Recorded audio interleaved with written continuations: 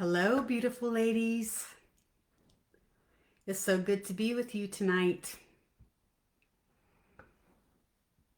This beautiful Wednesday evening.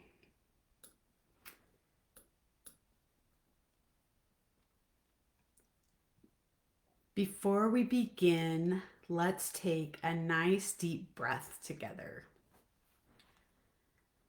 A big inhale in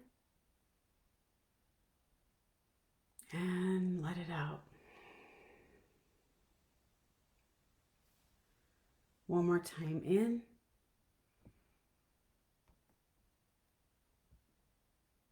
and out. Let yourself settle.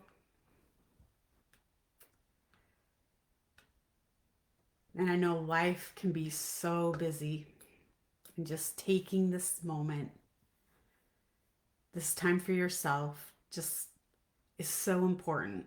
So important. And it lets me know that this is an important moment for you.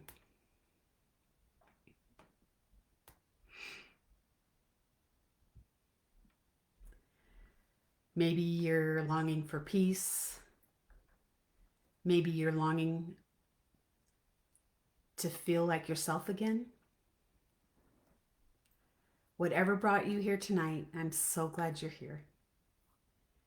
Tonight we're talking about something that changed my life. How to stop abandoning yourself. And I know it's a strong phrase. The word abandonment might bring up a lot of feelings and emotions, but hear me out. Many of us would never intentionally abandon ourselves. But over the years, little by little, we stop listening to our own needs. When we say yes, when we want to say no, we put everyone else's needs before our own. We ignore the exhaustion. We ignore the emotions. We tell ourselves, I'll rest later. I'll take care of myself when things slow down. I just need to get through this week. And before we know it, the weeks turn into years.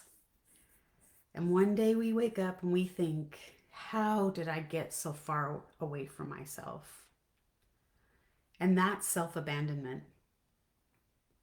Not because we don't love ourselves, but because somewhere along the way we learn that everyone else's needs comes first. And I know this because I lived it. For years, I believed that my value came from taking care of other people. How they felt, what their emotional state was, if their needs were being met, I felt was my responsibility. I felt that as a nurse. I felt that as a leader, as a wife, as a mom. And genuinely, I really do love caring for others. Like it's really a part of who I am. But somewhere, and I actually think it was something I learned when I was really young, I stopped caring for myself. And I became absolutely disconnected from my own needs. In fact, I didn't even know what I needed anymore. Sometimes, even deciding what to eat for dinner was something I couldn't decide because how would it affect everyone else? What did they want? Then came a really scary moment. And I know I've talked about this before, but it was so scary. I went to my first mindset retreat. And oh my gosh, you guys, it was one of the most scariest things I'd ever did. for me. Like, this was all about me. And I had this panic attack that like crippled me. And I just wanted to get the hell out of there. Didn't want anyone to witness the pain and the anxiety and the fear and the embarrassment and all of the emotions that I was having. And when I look back at that moment, I realize it wasn't the retreat itself. I was afraid of really getting into what was happening inside me. And being away from life in that environment means there's no distractions.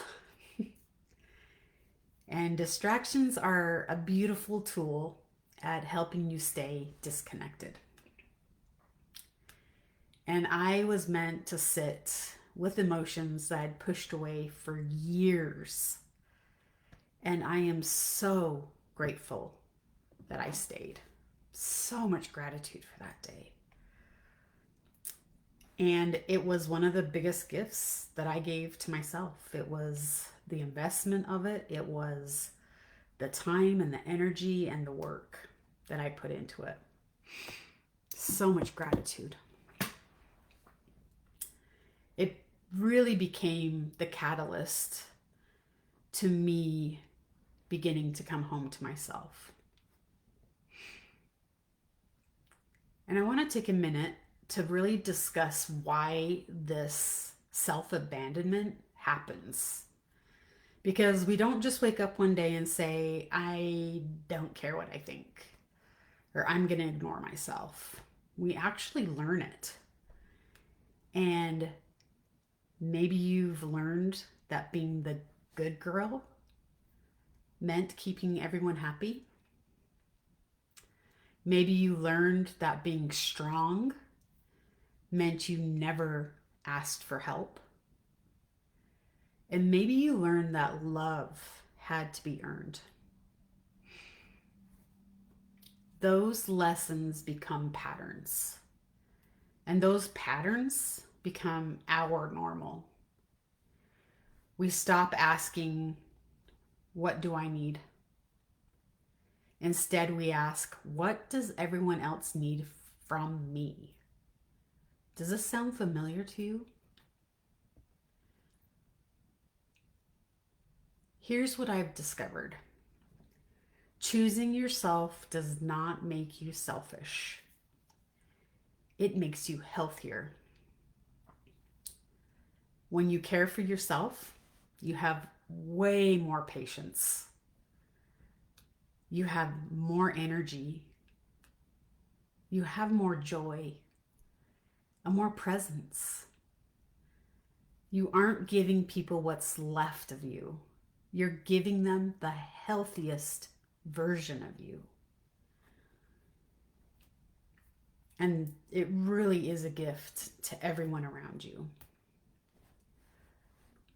You show up in a way by taking care of yourself that is so beautiful and so, I love the word presence. You are literally present with the other humans you interact with. It's so powerful.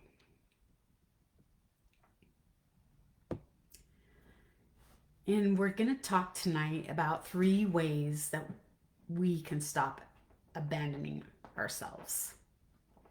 And the first one's tricky, but it's one of the biggest ones.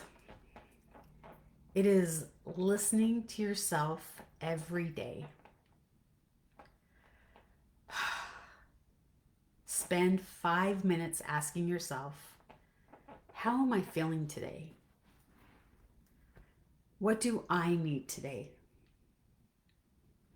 What would support me today? And your inner voice gets stronger and stronger every time you listen. And it might feel uncomfortable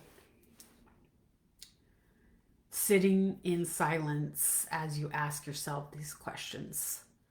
Because many women struggle with having silence instead of the constant talking, thinking, figuring things out, list making. It can really be uncomfortable as you begin that, but it doesn't take long. 5 minutes is all it takes to start. And really tap in to your body as you're asking yourself these questions. It's so powerful when you can give yourself space to listen for these answers. And if sitting there could be uncomfortable, journaling can be really helpful in figuring out the answers to these questions. How am I feeling today? What do I need today? And what would support me today? Really powerful. The second way to stop abandoning yourself is to keep one promise to yourself every day. And maybe it's your morning meditation. Maybe it's taking a walk. Maybe it's even drinking enough water. Maybe it's going to bed on time. One of my favorites. But every promise you keep builds trust with yourself. In fact, when you make promises and you break them, it continues to keep that pattern of self-abandoning. And your body and your mind just know you're going to lie to them. So it's really a great practice to just keep one promise to yourself every day. And number 3 is to give yourself permission to rest. Rest is not something you earn. Rest is something your body needs. That is how we recover. That is how we heal. All the processes that happen in our body as we're resting, it gives just all of the nourishment we take in, the movement that we're doing. It just gives our body the opportunity to rest and recover. And there was a time in my life when I used exercise as a way of punishment for not looking a certain way, or not feeling that my body was to a level that I wanted it to be. And I would continue to work out and work out and work out. In fact, I would work out 6 hours a day, and it was a lot. And I had to earn the rest. I didn't get it until I did those 6 hours. So it's really interesting how back then, this is, geez, I probably started this 25 years ago, and it was just self-abandonment. And you don't have to reach exhaustion before you deserve care. Imagine how different life would feel if you believed you are worthy of simply caring for yourself because you exist. Because you are a human on this planet right now. You get to rest. So beautiful. And then your workout's better. Your day's better. You sleep better. Just so powerful. And I'd like to ask you to think about this. Where have you been abandoning yourself? Where in your life are you able to see these self-abandonment conditionings? Is it in your relationships? Is it at work? With your health? Your dreams? Your emotions? And don't judge yourself. Just notice. That awareness is where healing begins. And if you notice any of these things that are coming up right now, write them down. Write them down and give yourself some space and some time to really dig into that. It's just so powerful when you have that awareness, and maybe you're able to trace it to something that you learned when you were so little. And that's something that I support women with in my coaching. We actually work through all of these issues that come up when we have conversations like this. And I want you to remember that healing isn't about becoming someone different. It's about remembering who you've always been underneath the expectations, the roles, and the survival patterns. Every time you choose rest, every time you set a healthy boundary, every time you say yes to yourself, you are telling your nervous system, I matter. I am worthy. I am safe. And those small moments create big transformation. So thank you so much for being here and spending your precious time with me tonight. If this message resonates with you, I would love to hear from you. I would also love for you to share one way you are going to choose yourself this week in the comments. And if you want to go deeper, you can message me, and would love to hear about the program that I have going. We are still taking women during these next couple months. So if it's something that is calling to you, please message me and let's get on a phone call together to see if it's a good fit. And it is just so powerful. In fact, if you start now, you would be starting 2027 in completely different mindset. It's so beautiful. You don't have to earn your worth. You don't have to prove your value. You simply just come home to yourself. And I hope you have a really beautiful evening, and I will see you next week.